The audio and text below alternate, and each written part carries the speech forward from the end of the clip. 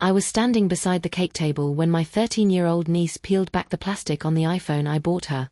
She giggled, her fingers delicate on the box like it was glass. "Mom says if you disappeared tomorrow, no one would even notice," she said.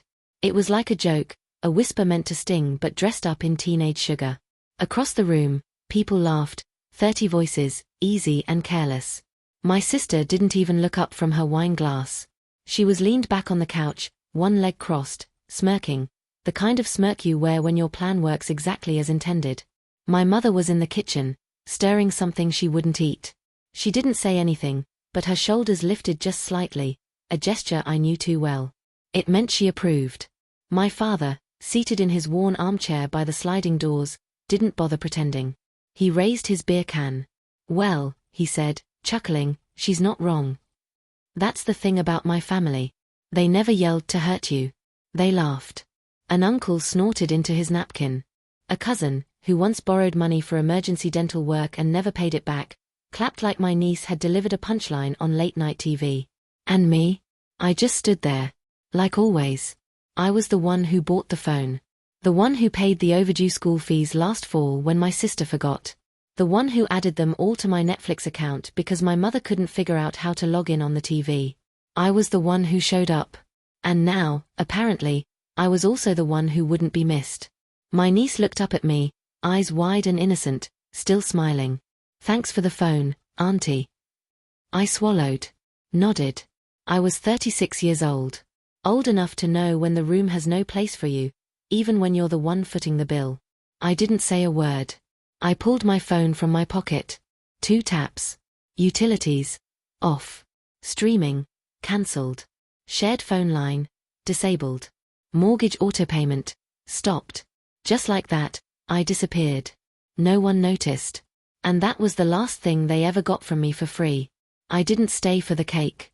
They were lighting candles when I slipped my coat from the hook near the laundry room and stepped outside. No one followed. No one noticed. The cold caught in my throat. January in Ohio has a way of reminding you what silence really feels like, that bite of air between your collar and your skin, the kind that makes you hunch without meaning to. I didn't go home. Not yet. I drove to my apartment across town, a 3rd-floor walk-up with no elevator and terrible insulation. I'd lived there for 7 years, long enough for the carpet to remember the shape of my steps. But somehow that night, it felt like a waiting room. Not mine. Not anymore. I took off my shoes at the door, not out of habit, out of finality. There was no rush. I didn't cry. I didn't scream or pack in a fury like women do in movies. I made tea. Then I opened the closet and pulled down an old black backpack I hadn't touched since college. Nylon faded at the seams, zipper stiff from years of disuse, but it held. I filled it slowly. A folder with printed copies of utility bills I'd paid. A thumb drive labeled family records in my handwriting. The prepaid tuition slips from my niece's school. A photo of me and my grandmother, back when her hands still worked and she could beat me at Scrabble. And then, folded in quarters, a legal document. A quitclaim deed. Signed and notarized. Transferring full ownership of my grandmother's lake house to me. Dated 6 months before she died. They didn't know about it. My sister still talked about the house like it belonged to her. "The kids love summers up there," she'd say. "We might renovate it one day." I never corrected her. Back then, I thought letting them believe was easier than explaining. But now? Now the house was mine. And I was done explaining anything to anyone. I zipped the backpack and placed it by the door. I packed a second small overnight bag. Essentials only, a change of clothes, toothbrush, phone charger, flashlight. Then I sat for a long time. The apartment hummed like it always did. Faint fridge motor. Distant traffic. The click of a heater that never worked right. Nothing dramatic. Just life softly turning its back. At 2:13 a.m., I stood, slung both bags over my shoulder, and turned off the lights. No note. No goodbye. I drove across the city in the dark. Their neighborhood was quiet, the kind of quiet that comes from comfort, from not needing to question where next month's heat will come from. They'd never question it. Because I'd always paid it. Until now. I walked up the path to my mother's house as silent as a thief. Only I wasn't stealing. I was returning something. I left the backpack by the bottom stair, where they'd be sure to trip over it in the morning. Then I left. Really left. By the time they opened it, I was already out of state. Already on my way to reclaim what they never knew they'd lost. They say systems break slowly, then all at once. By 7:41 a.m., my sister had called my phone 4 times. By 8:12, my mother had texted, "Something's wrong with the Wi-Fi. Can you check?" By 8:26, my father's pharmacy app declined his insurance refill. And by 9, the thermostat clicked cold. I didn't answer any of them. Instead, I sat in a diner 2 towns over, sipping black coffee that tasted like burnt pennies, watching sleep collect in a silent parking lot. By noon, their silence shattered. My sister again, this time from a different number. What the hell is going on? Mom's freaking out.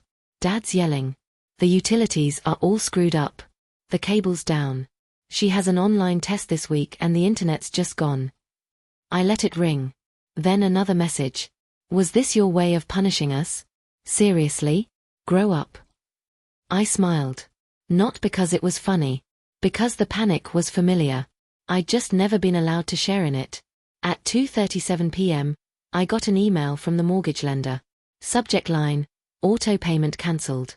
Past due status warning. They'd never seen that email before. I always forwarded it to myself. At 4:12 p.m., a message from my mother. Your father is very upset. I don't know what you think you're doing. This family is falling apart. That was rich coming from her. For 20 years, I'd watched her hold her wine tighter than my shoulder. She always said the same thing whenever her daughter failed or made another mess. She's just figuring things out. You're the stable one, thank God for you. It wasn't gratitude. It was delegation. And I was done accepting the assignment. At 6:45, someone knocked on my apartment door.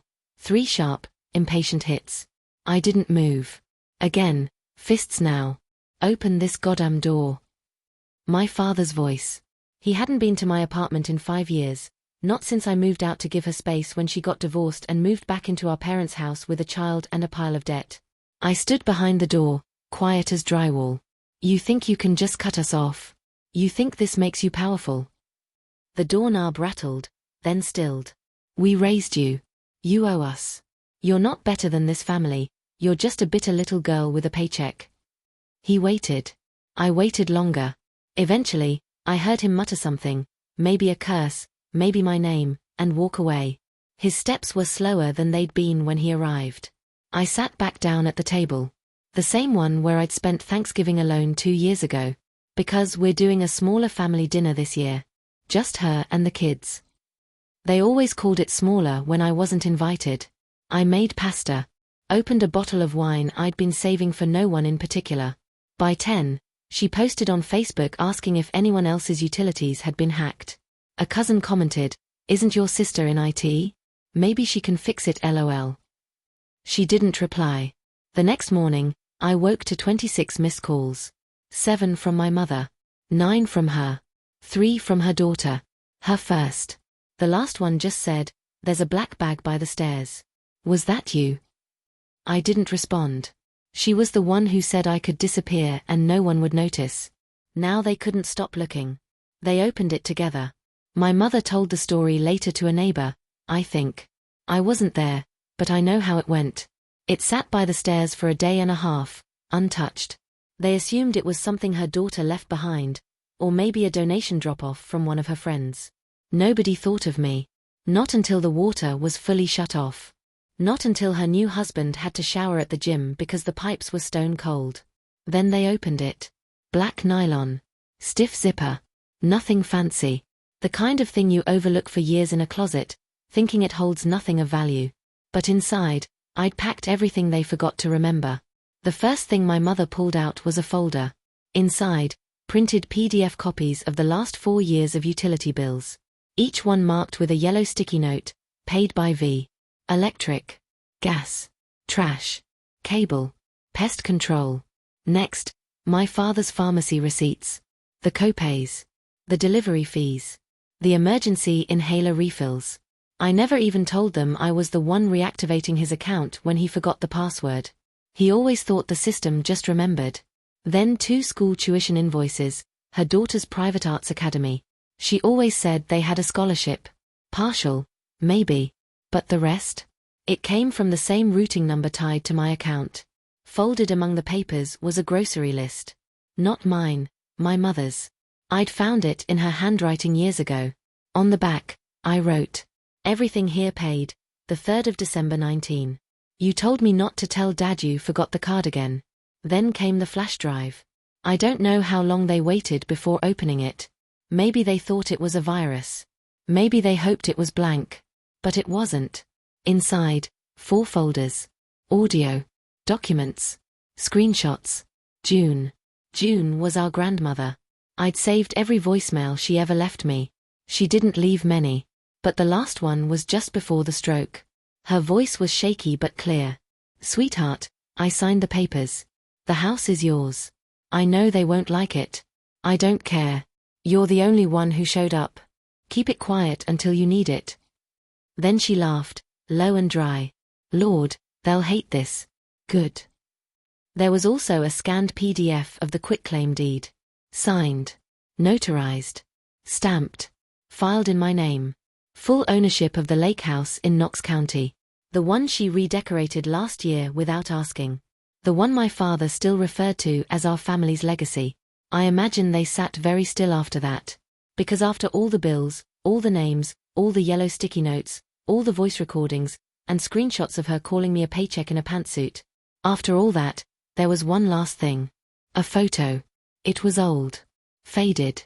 Me and Grandma June on the porch swing at the lake house. I was maybe 13. She was holding my hand. On the back, she had written in shaky blue ink. "She was the only one who remembered my birthday.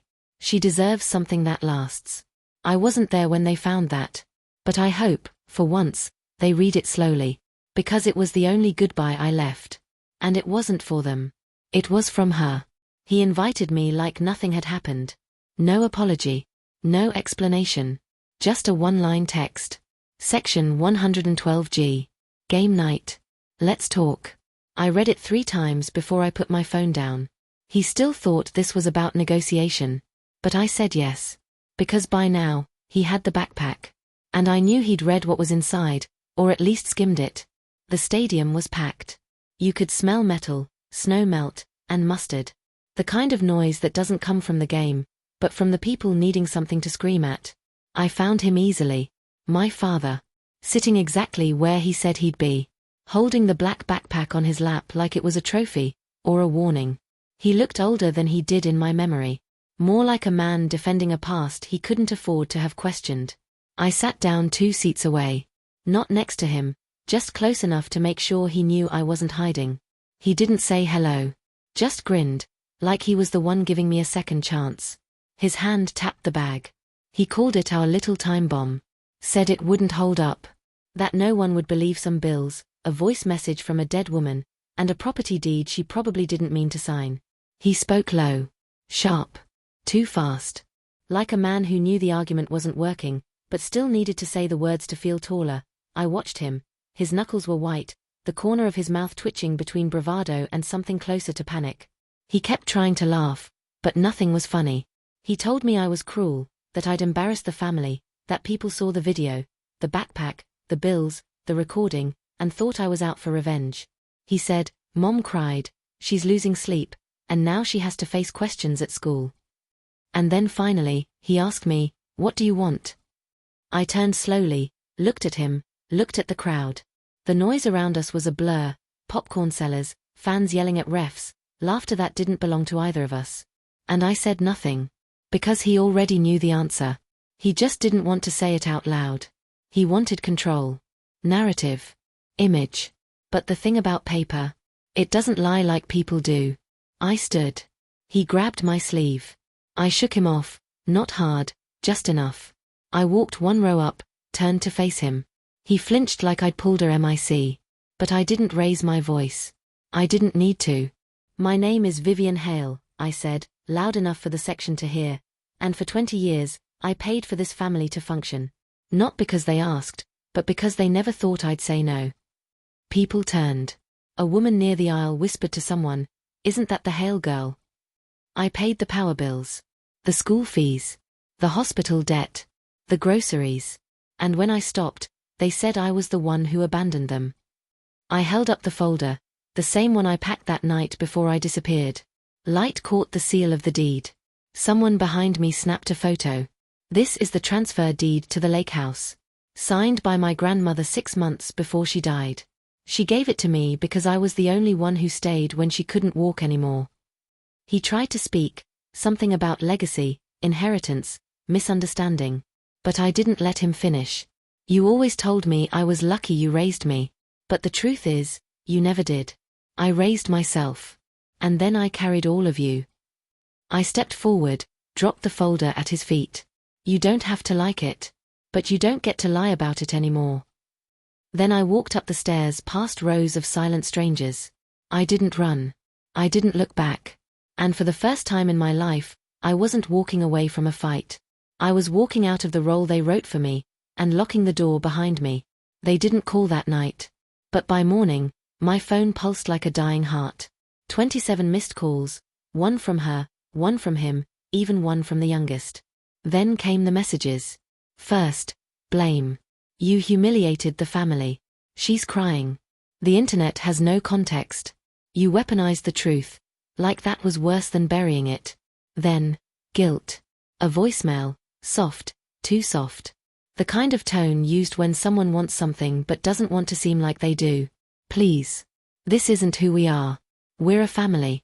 We just need to sit down. Talk. He's quiet. She's upset. I miss you. I listened once. Then deleted it. That was the most grace I could offer. By afternoon, the story shifted again. Someone must have recorded the stadium scene. A neighbor. Maybe. One of those phone-in-hand, justice-on-demand types. It started making rounds online. No names. Just the voice of a daughter, calm, listing every bill she'd ever paid for the people now pretending she didn't exist. I didn't post it. I didn't need to. The truth travels fine without permission. That night, the youngest sent me a voice message. Just 1 line. Quiet and trembling. I didn't mean it. I didn't know it would matter. She didn't say what it was, the party, the sentence, the look that followed. But for once, she said my name like it had weight. I didn't answer. Not because I was angry. I was finished. 3 days later, someone forwarded me a screenshot. A Facebook post. My mother standing beside the 2 of them, smiling like grief made her stronger. The caption read, "Sometimes families go through hard seasons. But love finds its way. We believe in forgiveness, even when it's not returned." Below, "You're such a strong mama. Proud of how you're handling this with class. Family always wins. Narrative reclaimed. History rewritten." I didn't respond. I didn't correct. Because the truth isn't something I needed to drag back into their house. I'd already laid it at their feet. Later that week, I sat at my kitchen table. Barefoot. A cup of tea cooling in my hands. The apartment was quiet, the kind of quiet you earn. No buzzing texts. No just checking in voicemails with knives tucked inside. Then one last message. From him. 5 words. "You'll regret this." "We won't." I let the screen dim on its own. Then I opened my settings. Blocked his number. Then hers. Then the others. Not out of anger. Not as punishment. But because silence this time wasn't surrender. It was a decision. And I was finally the one making it. The lake house was smaller than I remembered. Paint peeling near the windows, gutters half detached, the porch swing long gone. But it was still here. Still standing. Just like me. The deed had been recorded weeks ago. Quietly. Legally. Permanently. The county clerk asked if I wanted to notify any family members. I shook my head. They'll know.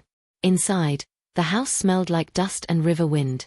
Grandma's old floral couch was still there, sun-bleached and stubborn. The upstairs bathroom had a slow leak. The guest room had become a storage pit, full of half-finished summer projects. Most of them weren't mine. I boxed up what didn't belong. Left the rest untouched. Some things aren't meant to be cleaned. Just cleared. On the kitchen table, I placed one item, a photo of me and her, the same one from the backpack. Her handwriting on the back was fading now. But I didn't need ink to remember. Vivian deserves something that lasts.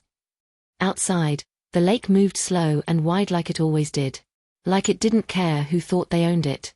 I stood on the porch steps with a mug of coffee in my hand and nothing in my inbox. No calls. No requests. No emergencies. Just the cold air, the wood under my feet, and the quiet. Not the kind of quiet that makes you feel small. The kind that lets you breathe deeper. I didn't post about the house. I didn't tell anyone I'd arrived. But I updated my address. Because sometimes, you don't have to burn the old life down. You just have to stop answering when it calls. And move into the one that was always yours. Thanks for watching. If you've ever been in a tough spot like this, just know you're not alone. Sometimes walking away is the only way to find peace. If you like this story, don't forget to like the video, subscribe, and turn on the bell so you don't miss the next one. And if you've got a story of your own, drop it in the comments, we'd love to hear it. I'll see you in the next one.